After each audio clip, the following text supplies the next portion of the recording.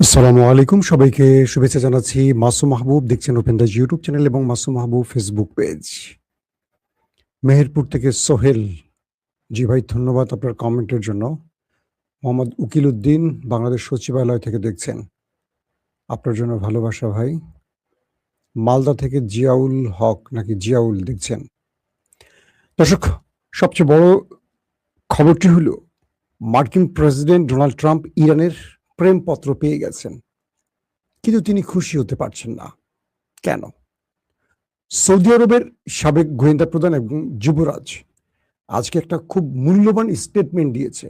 আমি মনে করি পুরো যুদ্ধের সিনারিটা তার এই স্টেটমেন্টের মধ্যে আটকে আছে, সেটা আমি আপনাদেরকে ক্লিয়ার করে জানাবো কি তিনি বলেছিলেন। পাশাপাশি আরব রাষ্ট্রের মধ্যে ইরান মোটামুটি ঠান্ডা যুদ্ধ ছড়িয়ে দিয়েছে, থেমে থেমে আরবদের মধ্যে কিছু খেলা খেলছে ইরান, সেই বিষয়ে আপনাদেরকে জানাবো। পৃথিবীর যে প্রান্ত থেকে যারাই দেখছেন সবার জন্য আবারও শুভকামনা। প্রিয় দর্শক, প্রথম যে খবরটি দিয়ে আসতে চাই, মার্কিন যুক্তরাষ্ট্রের অন্যতম একটি গণমাধ্যম দি আটলান্টিক, তার একটি প্রতিবেদন এসছে, আমি পড়ছিলাম আজকে।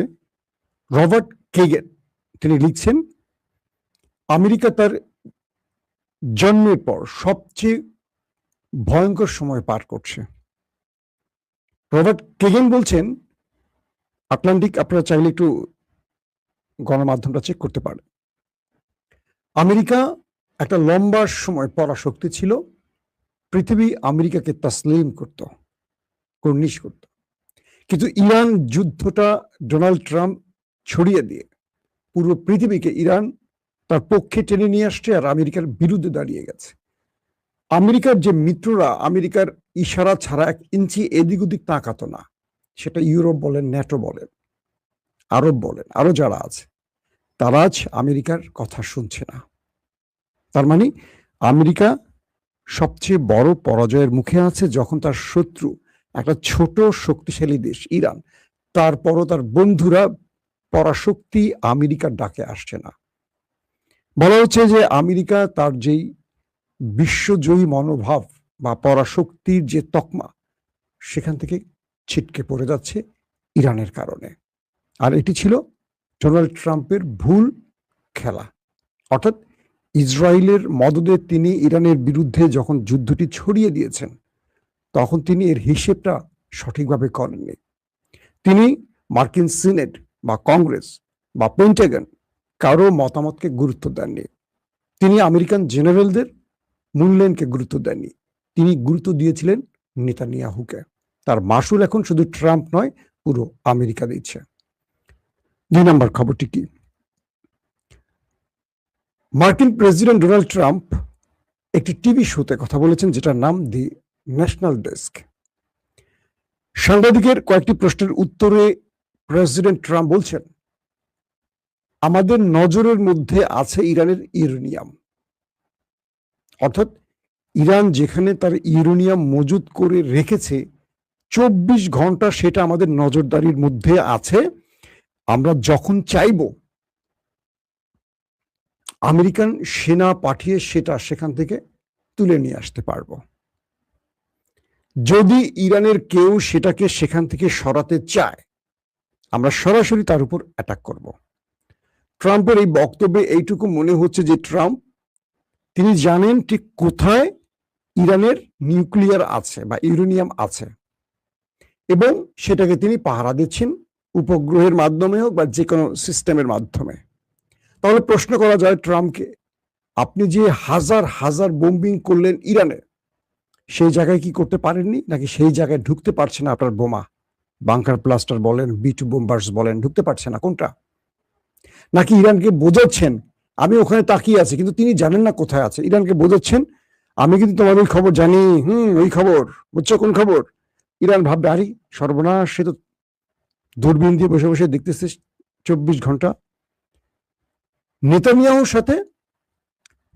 কি বলেছেন ট্রাম্পকে, যে কোনোভাবেই ইরানকে ছাড় দেওয়া যাবে না, আমরা এখনো যুদ্ধের মধ্যে আছি, যুদ্ধ আমরা চাইলে বন্ধ হবে, কিন্তু যতক্ষণ ইরান ইউরেনিয়াম না দেবে আমাদের হাতে, মানে যতক্ষণ মুরগিটা শিয়ালের হাতে না দেবে, ততক্ষণ আমরা ইরানকে ছাড় দেব না, আমরা যুদ্ধের মধ্যেই আছে, যে কোনো সময় আমরা আবার আক্রমণ চালাবো। আসেন এই খবরটুকু দিয়ে আমি আগে দিলাম কেন, এবার বলছি আপনাদের মূল খবরে আসি। পাকিস্তানের মাধ্যমে অপেক্ষা ছিল ইরানের প্রেমপত্রটি পাওয়ার জন্য ডোনাল্ড ট্রাম্প। আমি এটাকে প্রেমপত্র বলছি, আপনারা আপনাদের মতো ধরে নিয়ে। অর্থাৎ ইরানকে আমেরিকা কিছু প্রস্তাবনা পাঠিয়েছিল, আমি বলেছিলাম আমার লাইভে, আপনারা দেখেছেন। এরপর আমেরিকা অপেক্ষা ছিল, ইরান বলছে আমাদেরকে একটু ভাবতে দাও, আমরা তোমাকে লিখিত পত্রের মাধ্যমে জানাবো। এরপর বেশ কয়েকদিন পর বারবারই পাকিস্তানকে চাপ দিচ্ছিল ডোনাল্ড ট্রাম্প, আমার চিঠিটা কোথায়। পাকিস্তান ইরানকে বলছিল ট্রাম্প তো অস্থির তোমার ভালোবাসার পত্রটি পাবার জন্য। ইরান অবশেষে সেই চিঠি পাঠালো পাকিস্তানের মধ্যস্থতায় বা পাকিস্তানের হাতে দিয়ে আমেরিকাকে। ডোনাল্ড ট্রাম্প খুশি মনে সেই চিঠিটি খুললেন, খুলে তার মাথা এলোমেলো হয়ে গেল। কারণ আমেরিকা ইরানকে যে প্রস্তাবনাগুলো পাঠালো সেই প্রস্তাবনাগুলোর পুরো উল্টো জবাব দিয়েছে ইরান। শুধু তাই নয়, আমেরিকাকে উল্টো ধমকও দিয়ে দিয়েছে, ডেডলাইনও দিয়ে দিয়েছে ইরান। আমেরিকা ভেবেছিল যে ইরান এই চিঠি পাওয়ার পর কিছুটা নরম হবে, সংযত হবে, সুর নরম করবে, কিছুটা আপোষ করবে, কিছুটা ব্লাব ব্লাব। কিন্তু এখানে চিঠির উত্তর আমেরিকাকে আরো অ্যাগ্রেসিভ ভাবে ইরান দিয়েছে। কিরকম? আমেরিকা বলছিল তোমার ইউরেনিয়াম আমাদের হাতে দিয়ে দিবে, বিনিময়ে তোমার সব শর্ত আমরা মেনে নেব, আর তুমি হরমুজে তোমার দখলদারিত্ব রাখতে পারবে না, হরমুজটা আমাদের নিয়ন্ত্রণে থাকবে, আর বাকি সব আমরা মেনে নেব। ইরান তার চিঠিতে বলছে আমরা ইউরেনিয়াম কোনো দেশের হাতে দেব না, এটা আমাদের হাতেই থাকবে, এটা নিয়ে কোনো কথা আমরা তোমার সাথে আর বলতে রাজি না, এটা আমাদের ইউরেনিয়াম আমরা আমাদের কাজে লাগাবো। 2, হরমুজ নিয়ে তোমাদের সাথে আর আমাদের কোনো কথা হবে না। হরমুজ এটা ইরানের স্ট্র্যাটেজিক পয়েন্ট, ইরান এখানে থাকবে এবং এটার দখলদারিত্ব বলি আর এটার পর্যবেক্ষণ বলি বা এটা নিরাপত্তা বলি, এটা ইরানের থাকবে, এটা ইরানের অঞ্চল, এটা আমেরিকার অঞ্চল নয়। আর বাকি যে বিষয়গুলো আমাদের আলোচনায় ছিল যে তোমরা আমাদের উপর নিষেধাজ্ঞা প্রত্যাহার করবে, 30 দিনের মধ্যে ইরানের উপরে যত নিষেধাজ্ঞা আছে সব তোমাদের প্রত্যাহার করতে হবে। 30 দিন ডেডলাইন দিয়ে দিয়েছে ইরান। পাশাপাশি ইরানের যত সম্পদ আছে বা ইরানের যত টাকা ফ্রিজ করে রাখা আছে পৃথিবীর বিভিন্ন দেশে আমেরিকার নিষেধের কারণে, সেই টাকাগুলো 1 মাসের মধ্যে ইরানকে ফেরত দিতে হবে। আবারও ডেডলাইন 1 মাস, সমস্ত অর্থ ইরানকে ফেরত দিতে হবে 1 মাসের মধ্যে। দ্বিতীয় গুরুত্বপূর্ণ কি, তোমরা আমাদের যে ক্ষতিগুলো করেছো 40 দিনের যুদ্ধের নামে, এই সকল ক্ষতিপূরণ 40 দিনের বা 30 দিনের মধ্যে পুষিয়ে দেবে, অথবা সেখানে টাইম একটু বাড়াতে চাইলে বাড়ানোর সুযোগ আছে, বাট আমাদের ক্ষতিপূরণ তোমাদের দিতে হবে। শুধু তুমি না বা আরবরা না, সবাই মিলে যারা আক্রমণের জন্য ভূমি দিয়েছে, রসদ দিয়েছে, বা যারা আক্রমণ করেছে, যারা সমর্থন দিয়েছে, অর্থাৎ আরবের ভূমি, আকাশ, স্থল ব্যবহার করেছে আমেরিকা, আরবকে ক্ষতিপূরণ দিতে হবে। আক্রমণ করেছে কে? আমেরিকা এবং ইসরায়েল, এই দুটো রাষ্ট্রকে ক্ষতিপূরণ দিতে হবে। উল্টো এই ভাষাগুলো, এই শর্তগুলো ইরান আমেরিকাকে যখন দিয়েছে, ট্রাম্প আর দুনিয়ায় আছে, ট্রাম্প বলছেন পৃথিবীর আর কোনো শক্তি না ইরানকে বাঁচাতে পারে। ইরান আমার ধৈর্যের বাঁধ ভেঙে দিয়েছে, ইরান আমার সাথে প্রতারণা করেছে, ইরানকে আমি যা বলেছি ইরান তার উল্টো পথে হাঁটছে। ইরান ডোনাল্ড ট্রাম্পকে চিনতে পারেনি, উনি কে। ইরানকে কঠিন মূল্য দিতে হবে, পরিণতি ভোগ করতে হবে। ইরান শেষ করে দিচ্ছি, ইরানকে এই করছি, ওই করছি, সেই করছি, ব্লাব ব্লাব ব্লাব। বুঝতে পারছেন ডোনাল্ড ট্রাম্পকে কি প্রেম পত্রটি পাঠালো ইরান? এমন এক প্রেম পত্র পেয়ে ডোনাল্ড ট্রাম্পের চুলগুলো সব খাড়ায় গেছে, নিচে খাড়া নাই, উপরে খাড়াইছে, কিন্তু বি কেয়ারফুল। তো এখন ইরানের এই চিঠির জবাবটি ট্রাম্পের পুরো কি বলবো হার্টকে বাড়ায় দিছে। ইরান বলছে তোমার সাথে আমি কোনোভাবে ইউরেনিয়াম নিয়ে কথা বলবো না, এটা আমার সম্পদ, আমি আমার কাজে ব্যয় করবো, শুধু এটুকু বলছি, আমি বোমা বানাচ্ছি না, তুমি শান্তিতে ঘুমাও। আর হরমুজ প্রণালী নিয়ে তুমি কোনো কথা বলবা না, এটা আমাদের অঞ্চল। এখানে আমরা টোল নিচ্ছি, টোল নেব। পৃথিবীর সব দেশ যা করে আমরা তাই করব। এর মধ্যে ইন্টারেস্টিং ব্যাপার, আমেরিকা এবং বাহরাইন হরমুজ প্রণালীতে যাতে ইরান টোল আদায় করতে না পারে এই জন্য জাতিসংঘে এটার একটা খসড়া পাঠাই দিচ্ছে, যেন জাতিসংঘ ইরানকে হরমুজ প্রণালী থেকে টোল নিতে নিষেধ করে, বা একটা আইন বা জাতিসংঘের যে নিয়ম, জাতিসংঘের রাষ্ট্রগুলোকে যে নিয়ম ফলো করতে হয়। রাশিয়া কি বলছে জানেন? ওকে আমেরিকা, তুমি জাতিসংঘে যাও, জাতিসংঘ থেকে ইরানের বিরুদ্ধে তুমি নিষেধাজ্ঞা আনতে চাও, আমি সেখানে ভেটো দেব। যেহেতু রাশিয়া চীনের ভেটো পাওয়ার আছে। অতীতে পৃথিবীর সব দেশ ইসরায়েল কি বলে প্যালেস্টাইনের পক্ষে দাঁড়ালেও হাতে গোনা দু একটি রাষ্ট্র ভেটো দিত, এর মধ্যে আমেরিকা একটি, যে কারণে ফিলিস্তিন স্বাধীন হতে পারেনি। এখন সেম খেলাটি খেলছে রাশিয়া চীন। বলছে আমেরিকা, বাহরাইন, তোমরা জাতিসংঘে যাও, ইরানের বিরুদ্ধে তোমরা বিল উত্থাপন করো, বিচার দাও, নালিশ জানাও, কিন্তু জাতিসংঘে আমি তো আছি, আমি তো ভেটো পাওয়ার। একটি ভেটো রাষ্ট্র ভেটো দিলে সব খেলা শেষ। রাশিয়া বলে দিচ্ছে আমরা ভেটো দেব। তার মানে খেলা আরো জমে উঠছে। হরমুজ প্রণালী কোনোভাবেই ইরান ছাড়বে না, ঘোষণা দিয়েছে যে এটা আমরা ছাড়বো না। হরমুজ প্রণালী ইরানের জন্য এতটা গুরুত্বপূর্ণ স্ট্র্যাটেজিক পয়েন্ট যে এখান থেকে চাইলে প্রতি বছর তারা কয়েক শত বিলিয়ন মার্কিন ডলার আয় করবে, যেটা পুরো ইরানের অর্থনীতিকে ঘুরিয়ে দেবে। ইরান যে 40-45 বছর নিষেধাজ্ঞার মধ্যে ছিল, সেই ইরানকে রাতারাতি পাল্টে দিতে পারবে হরমুজ প্রণালী।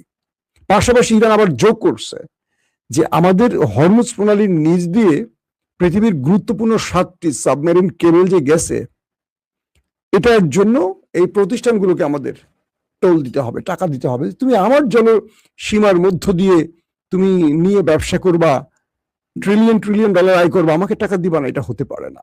ইরান সেখানেও টোল আদার ঘোষণা দিয়ে বসছে। অথবা বলছে ইরান আমরা কেটে দিব, অথবা সেগুলো মেনটেন্যান্সের দায়িত্ব আমাদেরকে দিবা, ইরানকে দিবা, ইরান এগুলো মেনটেন্যান্স করবে, বিনিময়ে তুমি ইরানকে মোটা মোটা টাকা দিবা। ইরান ব্যবসা বুঝে গেছে। এক যুদ্ধ আমেরিকা ইরানের চোখ খুলে দিয়েছে, এবং ইরান এখান থেকে তার সারা জীবনের হারানো অর্থগুলো এখন টান দেবে। মানে আমেরিকা, ট্রাম্প নেতানিয়াহুর ফাঁদে পড়ে বোঝে নাই, আর নেতানিয়াহু তো শুধু যুদ্ধবাজ ব্যক্তি, বোঝে নাই যে এই যুদ্ধটায় ইরান কি করতে পারে। যদি ইরান হেরে যেত, ইরান কিন্তু অনেক আগেই বর্ষতা স্বীকার করে, সমঝোতা স্বীকার করে বেরিয়ে আসতো। তার মানে যুদ্ধে জিতছে কে? যে শর্ত দিচ্ছে, তাই তো, আর তো কিছু বলা লাগে না। এই মুহূর্তে শর্তগুলো দিচ্ছে কে? ইরান। আমেরিকা শুধু চিঠির অপেক্ষায় থাকে। দর্শক, তো এমন একটি পজিশন ইরান কখনো হাতছাড়া করবে না, হরমুজের মতো পজিশন। এটিকে কোনোভাবেই আমেরিকা আর দখলে নিতে পারবে না। ইরান এটার জন্য যা করার করছে। এই পয়েন্টটিকে তার হাতে রাখার জন্য ইন্টারেস্টিং ব্যাপার হলো যে আরব, মানে সৌদি আরবের, কাতার, কুয়েত এবং আরব আমিরাত, এই 3টি দেশে গত কয়েকবার ইরান হামলা করেছে। যদিও ইরান বলছে না আমি হামলা করছি, ইরান বলছে আমি আমার শত্রুদের সাথে কারা আমার প্রতিবেশীরা সম্পর্ক রাখছে আর ইরানের বিরুদ্ধে ষড়যন্ত্র করছে তাদের আমি দেখতে পাচ্ছি। আরব আমিরাতে সফল কিছু অ্যাটাক হয়েছে। আরব আমিরাত বলছে যে আমরা এগুলো ইন্টারসেপ্ট করেছি, কিন্তু সব ইন্টারসেপ্ট করতে পারেনি। কাতারের মার্কিন পতাকাবাহী একটি মার্কিন মালিকানাধীন জাহাজে আক্রমণ হয়েছে দোহার খুব কাছ থেকে, 23 নটিক্যাল মাইল দূরে। বলা হচ্ছে কাতারের মানুষ যখন ঘুমাচ্ছে, হঠাৎ আকাশ কাঁপিয়ে ইরানের মিসাইল ড্রোন এসে সেই জাহাজটিতে হামলা করে। তবে ইরান এখানে খুব কৌশল নিচ্ছে। মুসলিম রাষ্ট্রগুলোতে যখন হিট করে, তারা কিছু সিগনিফিকেন্ট কোড বা সতর্কবার্তা আগে দেয়, যাতে কোনো মুসলমান সেই দেশের মারা না যায়। এই যে কাতারে হিট হয়েছে, কাতারের পক্ষ থেকে বলা হয়েছে কোনো মানুষ আহত হয়নি, কিন্তু জাহাজে আগুন ধরে গেছে। কুয়েতেও সেম একইভাবে অ্যাটাক করা হয়েছে। কুয়েত বলছে আমরা ইন্টারসেপ্ট করেছি। অর্থাৎ ইরান জানিয়ে দিচ্ছে তোমরা আমেরিকা ইসরায়েলের সাথে যারাই প্রেম করবা, তোমাদের প্রেমের ছন্দ পতনের জন্য আমি আছি। তুমি প্রেম করো, আমার আপত্তি নেই, কিন্তু গালফ কান্ট্রি থেকে আমি আমেরিকাকে সরাবো। আমেরিকা হরমুজে পোদ্দারি করবে, আমেরিকাকে আমি টলারেট করবো না, সহ্য করব না।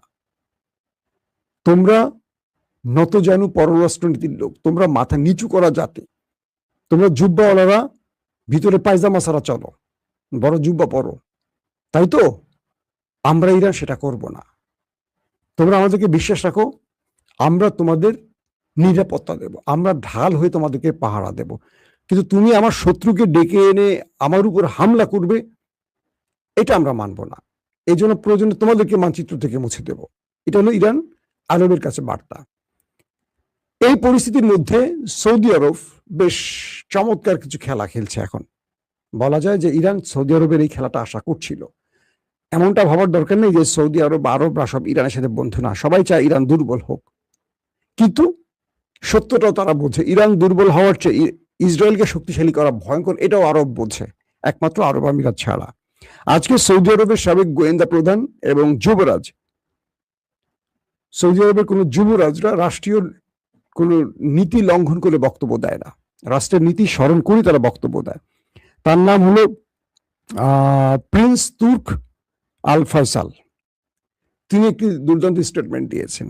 তিনি বলছেন যে ইরানের সাথে সৌদি আরবের যুদ্ধের যে পরিস্থিতি ইসরায়েল তৈরি করছে, বা ইসরায়েল যেইভাবে এই আরবের সাথে ইরানের যুদ্ধ বাঁধাবার ষড়যন্ত্র করছে, যদি এটা সফল হয় তাহলে হাজার নয় লক্ষ লক্ষ আমাদের সন্তানরা প্রাণ হারাবে।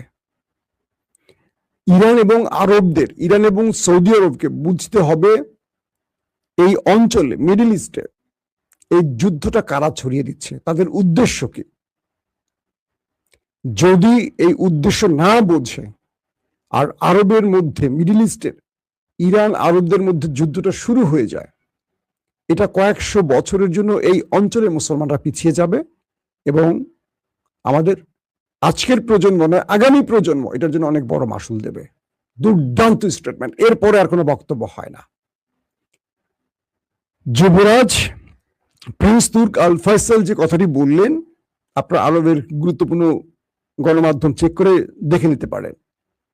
যারা অনেক সময় আমাদের ভিডিও দেখে অনেকে ভিডিও বানান, যারা টুকটাক ইউটিউবিং করেন, সাংবাদিক না, অনেকে আমাদের ভিডিওগুলো দেখেন, দেখে ভিডিও বানান, তাদেরকে আমি সোর্সগুলো দিয়ে দিচ্ছি, চেক করে নেবেন যাতে আপনারা সহজে বিষয়গুলোকে প্রমাণ পান। তো এই যুবরাজ বলছেন যে ইসরায়েলের মূল ষড়যন্ত্র হলো এই অঞ্চলে আমাদেরকে দুর্বল করা এবং আমাদের মধ্যে বিরোধ লাগিয়ে আমাদের বিভাজিত করে আমাদেরকে শক্তিহীন করা। শুধু ইরান শক্তিহীন হবে না, এখানে আরবও শক্তিহীন হবে এবং এই দুই দেশ বা এই আরব আর ইরানের মধ্যে লড়াইতে লক্ষ লক্ষ আমাদের সন্তানরা মানে মুসলমানদের যুবকরা প্রাণ হারাবে, যেটা আমাদের জন্য কোনোদিনই কল্যাণের হবে না। এবং তিনি বলছেন মোহাম্মদ বিন সালমান, যিনি আজকের ক্রাউন প্রিন্স বা রাষ্ট্রের প্রধানমন্ত্রী, তিনি এই বিষয়গুলো চান না কোনোভাবেই ঘটুক। প্রিয় দর্শক, আশা করি এই বিষয় থেকে আপনারা মোটামুটি বুঝে ফেলছেন যে আরবরা বোঝে না তা নয়, আরবরা বোঝে, কিন্তু আরবের ভেতরে আমেরিকার মতো দানবীয় পাওয়ারফুল রাষ্ট্রটা এমন ভাবে আছে, তাদের আঙুলের নাড়াচাড়ায় অনেকের রাজপ্রাসাদ ভেঙে পড়তে পারে, তাদের ক্ষমতা নড়ে চড়ে যেতে পারে। পাকিস্তান দেখেন না, ইমরানকে জেলে ঢুকে বসায় রাখছে, কারণ মিশরের মুর্সিকে কি করছে, তিউনিসিয়া কি হয়েছে দেখেন আপনার, লেবাননে কি হয়েছে, লিবিয়াতে কি হয়েছে, ওরা চাইলে সব পারে। তো এই পরিস্থিতিতে ইরান আমেরিকার লড়াইতে যদি মুসলমানরা ইরানের বিরুদ্ধে দাঁড়ায়, তার ফল কি হবে আমি এই যুবরাজের বক্তব্যের মাধ্যমে সেটা আপনাদের ক্লিয়ার করে দিলাম। দর্শক, আজকের মতো বিদায় নিতে চাই, ইনশাআল্লাহ নেক্সট আজকের সন্ধ্যায় আপনাদেরকে আবারও আপডেট খবর দিব। সেই পর্যন্ত প্রত্যেকে ভালো থাকবেন, আমার জন্য অবশ্যই দোয়া করবেন। আল্লাহ হাফিজ।